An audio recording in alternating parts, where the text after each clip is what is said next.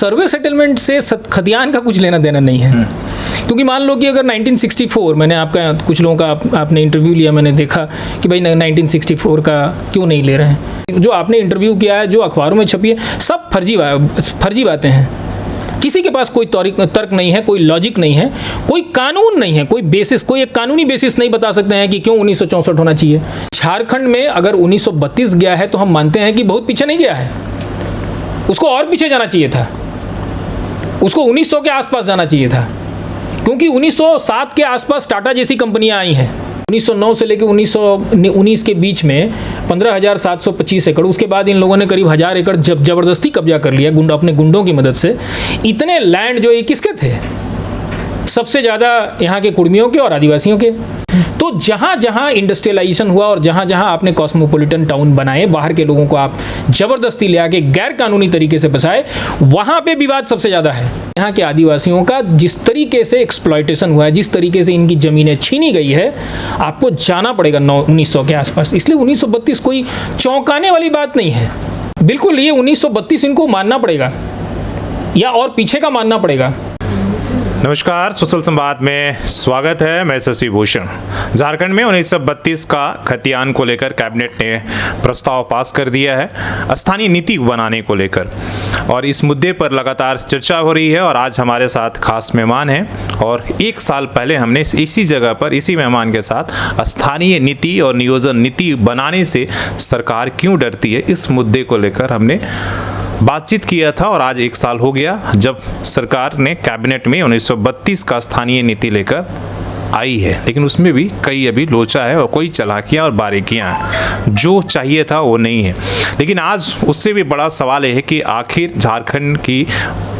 झारखंडियत की पहचान के लिए 1932 क्यों जरूरी है, बाकी और क्यों नहीं। हालांकि बहुत सारे लोग इसको लेकर अपने अपने तर्क दे रहे हैं।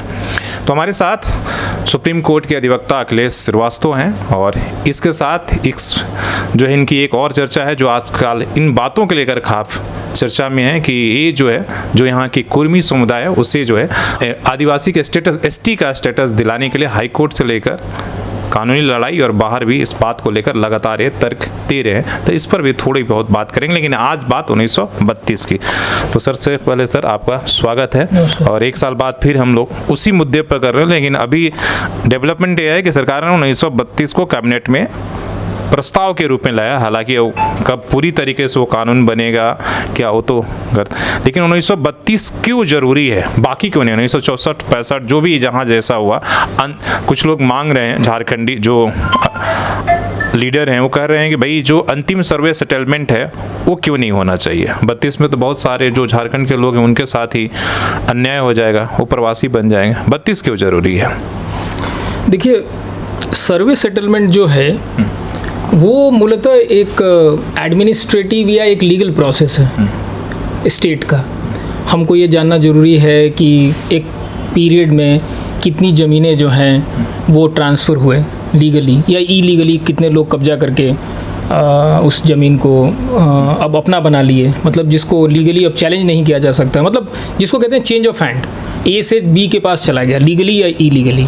इसके अलावा संविधान में एक व्यवस्था है 293 में, जिसको कहते हैं बोना वैकेंसिया एंड एस चीट, मतलब अगर किसी का कोई सक्सेसर नहीं है कोई ज़मीन, तो वो ज़मीन और उसकी संपत्ति जो है वो सरकार के पास चली जाती है। ये 3 चीज़ बहुत इम्पॉर्टेंट है जो सर्वे सेटलमेंट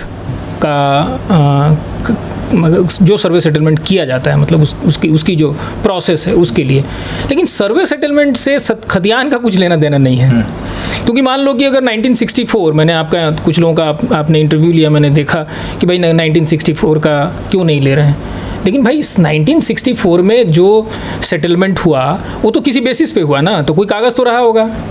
वो कागज़ हो सकता है 1925 का हो, 1793 का भी हो सकता है कागज।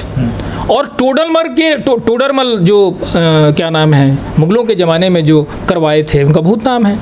लैंड का जो सर्वे सबसे पहले हिंदुस्तान में करवाने वाले थे टोडरमल, उसके बाद अंग्रेज़ों ने करवाया। सबसे बड़ा सर्वे जो हिंदुस्तान में हुआ 1802 से 1852 के बीच में, जिसमें एवरेस्ट की भी ऊंचाई मापी गई। कितने तरह के फूल हैं, कितने तरह के पौधे हैं आपके यहाँ, कितने तरह के तितलियाँ हैं, कितने तरह के जानवर हैं, सबका सर्वे हुआ। ऐसा सर्वे हिंदुस्तान, पूरे दुनिया में बहुत कम हुआ जो हिंदुस्तान में अंग्रेजों ने 50 सालों के दौरान करवाया। हमारी तो हैसियत नहीं है, अभी जितनी सरकारें सब बनी हैं वो 5 साल का सर्वे नहीं करा सकते हैं। उन्होंने 50 साल तक सर्वे किया, 81 के आसपास सर्वे हमारे हिंदुस्तान में हुआ है। इसलिए ये सर्वे महत्वपूर्ण नहीं है कि ये सर्वे अगर 1793 वाला क्यों नहीं ले रहे हैं, 1900 के बाद वाला क्यों नहीं ले रहे हैं, 1800 से पहले वाला, 1802 से 1852 वाला क्यों नहीं रहे हैं, ये मसला नहीं है। ये महत्वपूर्ण नहीं है कि कौन सा सर्वे सेटलमेंट लेना चाहिए। ये पूरा का पूरा जो निर्भर करता है वो इस वजह से, आज कोई ये नहीं कहता है कि टोडरमल वाला ये ले लीजिए और उस समय जो जिनकी ज़मीन थी उनको वापस कर दीजिए या उसके हिसाब से डोमिसाइल निर्धारित कर दीजिए। आज तो कोई नहीं कह रहा। यहाँ तक कि 1802 से 1850 वाला भी कोई डिमांड नहीं कर रहा है। तो आप समझिए कि क्यों झारखंड में 1932 या 1932 से पहले का कोई कट ऑफ डेट लेना ज़रूरी है। आप पहले बिहार चले जाइए, बिहार में आप कट ऑफ डेट ले लीजिए 1960 या 1970 या 1975। हमको नहीं लगता है कि वहाँ कोई डिस्प्यूट होने वाला है, क्योंकि वहाँ लैंड ट्रांसफ़र हुआ ही नहीं है, वहाँ लैंड एक्विजिशन नहीं हुआ है। लेकिन झारखंड में हुआ है बहुत ही प्लान तरीके से। पहला उदाहरण तो टाटा ही है। 1909 से लैंड एक्विजिशन शुरू हुआ। कुछ ज़मीन तो इनको 1907 में ही मिल गई जब इन्होंने टाटा स्टील बनाई। 1909 से लेकर 1919 के बीच में 15,725 एकड़, उसके बाद इन लोगों ने करीब 1000 एकड़ ज़बरदस्ती कब्जा कर लिया अपने गुंडों की मदद से। इतने लैंड जो ये किसके थे? सबसे ज़्यादा यहाँ के कुर्मियों के और आदिवासियों के। आपने वो लैंड एक्वायर कर लिया, उस पूरे लैंड पे आपने एक गैर कानूनी शहर जमशेदपुर बना दिया और उस जमशेदपुर में आपने तमाम लोगों को बाहर से एक कॉस्मोपॉलिटन टाउन बना दिया जानबूझ के, क्योंकि आप इनको मालूम, टाटा वालों को मालूम था कि अगर वो आदिवासी यहाँ रह जाते तो फिर ये जो कुछ किए हैं, जिस तरीके से इन्होंने बेईमानियाँ की है, वो बेईमानियाँ नहीं कर सकते। और उस ज़मीन को इन्होंने पूरा कन्वर्ट कर दिया। लगभग 3000 एकड़ ज़मीन मान लीजिए कि इन्होंने इस्तेमाल किया बिजनेस के लिए। उसके बाद सारी ज़मीनों को अपने कब्जे में कर लिया और उसको सबलीज कर दिया। वो ज़मीन आप लैंड एक्विजिशन एक्ट में लैंड लेके आप उसको लीज कर दीजिएगा और सबलीज कर दीजिएगा। कहाँ का कानून है? हिंदुस्तान का कानून ये नहीं है। जहाँ भी इंडस्ट्रियलाइजेशन होगा तो लोग तो बाहर से आएंगे। यही मैं कह रहा हूँ कि जहाँ भी आपने इंडस्ट्रियलाइजेशन किया वहाँ ज़मीनें आदिवासियों के लिए लोग ले आए बाहर से, क्योंकि आपको कॉस्मोपॉलिटन शहर बनाना था। तो जहाँ जहाँ इंडस्ट्रियलाइजेशन हुआ और जहाँ जहाँ आपने कॉस्मोपॉलिटन टाउन बनाए, बाहर के लोगों को आप ज़बरदस्ती ले आके गैर कानूनी तरीके से बसाए, वहाँ पे विवाद सबसे ज़्यादा है।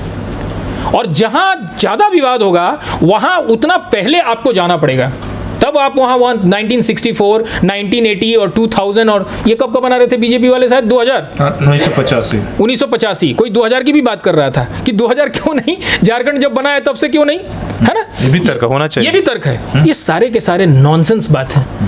झारखंड में अगर 1932 गया है तो हम मानते हैं कि बहुत पीछे नहीं गया है, उसको और पीछे जाना चाहिए था, उसको 1900 के आसपास जाना चाहिए था, क्योंकि 1907 के आसपास टाटा जैसी कंपनियां आई हैं। 1932 या 1932 के पहले का कट ऑफ डेट इसलिए कि झारखंड में लैंड एलियनेशन बड़े पैमाने पर हुआ है, लैंड एक्विजिशन बड़े पैमाने पर हुआ है, बड़े पैमाने पर यहाँ के आदिवासी, जिसमें कुर्मी भी आदिवासी हैं, आप जानते हैं मैं उनका केस लड़ रहा हूँ रांची उच्च न्यायालय में, तो कुर्मी भी आदिवासी हैं और यहाँ के आदिवासियों का जिस तरीके से एक्सप्लॉयटेशन हुआ है, जिस तरीके से इनकी ज़मीनें छीनी गई है, आपको जाना पड़ेगा 1900 के आसपास। इसलिए 1932 कोई चौंकाने वाली बात नहीं है। 2 महीने पहले मुख्यमंत्री ने कई तरह के मुश्किलें गिनाई थी और फिर वो रातों रात ले आते हैं, तो क्या लगता है कि मतलब उन्होंने सोचा कि चलो और ला देते हैं और एक तरीके से, और फिर जो है हो या ना हो, कम से कम ये तो होगा कि हम क्रेडिट तो ले सकते हैं कि हमने भाई 1932 झारखंडियों के पहचान करने के लिए ले आया। अब बाकी लोग पास नहीं होने देते, बाकी लोग लटका ले रहे। कानूनी तौर पर ये पक्का है, लग रहा है कि मतलब बिल्कुल ये 1932 इनको मानना पड़ेगा या और पीछे का मानना पड़ेगा। जरूरत पड़ी तो मैं जाऊंगा सुप्रीम कोर्ट, हाई कोर्ट तो जाएगा ही ये मुद्दा। हाई कोर्ट तो मैं जाऊंगा किसी न किसी की तरफ से, सुप्रीम कोर्ट गई तो मैं सुप्रीम कोर्ट भी जाऊंगा, चाहे कुर्मी लोगों की तरफ से जाऊँ या किसी और की तरफ से। इनको मानना पड़ेगा वो कट ऑफ 1900 के आसपास, और 1932 माना है तो हम मानते हैं कि रीजनेबली ये करेक्ट कट ऑफ टाइम है और इसमें कोई बुराई नहीं, इसमें कोई गलती नहीं है। ये जितनी बातें जो आपने इंटरव्यू किया है, जो अखबारों में छपी है, सब फर्जी बातें हैं। किसी के पास कोई तर्क नहीं है, कोई लॉजिक नहीं है, कोई कानून नहीं है, कोई बेसिस, कोई एक कानूनी बेसिस नहीं बता सकते हैं कि क्यों 1964 होना चाहिए। जैसे मैंने कहा कि अरे 1964 का सर्वे 1932 के सर्वे के बेसिस पे हुआ होगा, 1900 के सर्वे के बेसिस पे हुआ होगा, हो सकता है 1802 से लेकर 1850 के बेसिस पे हुआ होगा, क्योंकि उसका मेरे पास कागज होगा। तो ये 64 से क्या लेना देना है? 64 के अंतिम सर्वे सेटलमेंट की बात, अंतिम सर्वे सेटलमेंट जो है आपको वो एक बेटर पिक्चर देता है, केवल एडमिनिस्ट्रेटिव और लीगल स्टेटस के लिए एक बेटर पिक्चर देता है, क्योंकि 1964 में उसके पहले के बहुत सारे जो ट्रांसफर्स हैं वो रिकॉर्ड हुए। डिस्प्यूट भी है, आप जानते हैं ना, 1964 में बहुत सारे जो आदिवासी लैंड है उसको कुछ दिखा दिया गया है, उसका नेचर बदल दिया गया है। तो ऐसा नहीं कि सर्वे सेटलमेंट 1964 का बहुत पक्का है और बहुत सही है, उसमें बहुत सारी बेईमानियां हुई हैं, उसमें दुनिया भर के डिस्प्यूट है, हमारे पास केसेस हैं उसके। लेकिन 1964 का सर्वे का वैल्यू इतना ही है कि उसमें पहले के जितने, इस बीच में मान लीजिए 1900 के आसपास कोई सर्वे हुआ, तो 1900 से लेकर 1964 के बीच में या स्वतंत्रता से पहले के जितने ट्रांसफर्स हुए वो सारा 1964 के सर्वे में आ गया है। तो वो एक प्रीमा फेसी व्यू आपको देता है कि ये एक, मतलब अभी जो लैंड है किसके पास है, उसका नेचर क्या है, ठीक है ना, वो एक प्रीमा फेसी व्यू देता है। लेकिन वो एक्स फेसी व्यू नहीं देता है, कंक्लूसिव व्यू नहीं देता है। वो कोर्ट में जाके अगर डिस्प्यूट होगा तो कोर्ट तय करेगा कि वो सही है कि नहीं सर्वे सेटलमेंट। इसलिए 19 सर्वे सेटलमेंट की बात क्यों हो रही है मेरी समझ में नहीं आ रहा। यहाँ तो खतियानी की बात हो रही है, रिकग्निशन की बात हो रही है, डोमिसाइल की बात हो रही है, और डोमिसाइल एक डिफरेंट शब्द है, उसका इससे कुछ लेना देना नहीं है।